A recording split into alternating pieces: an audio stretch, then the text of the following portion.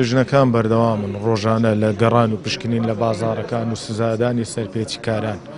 بەڵام ئەوەی خستیتمانە ڕوو ئەوە لە یەکی 2017 تاکو 21 هەفتی 2017 واتە ماوەی دەتوانم لەم حەفت مانگ کە کۆی گشتی هەموو سەردان و داخستن و ئاگادارکردنەوە و سەرپێچەکان هەمووی تێدا هەروە ئەو بڕەپارەشی تێدا ڕۆن کرایتەوە کە سزای سەرپێچکارانی پێدراوتەوە. حاڵەت هەبووە لە یەک جێگا 20 تەن 10 تەن کەلوپەلی ماوە بەسەرچوو.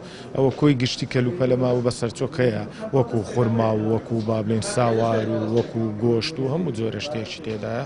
بەڵام بێبژاردنەکەش غەرامەکردنەکەش ئەوە کۆی گشتی ئەو کەسانەیە کە غەرامە دراون کە بە پێ و دەسەڵاتی پێمان دراوە لە ملیۆنێک تا 5 ملیۆن دینارە.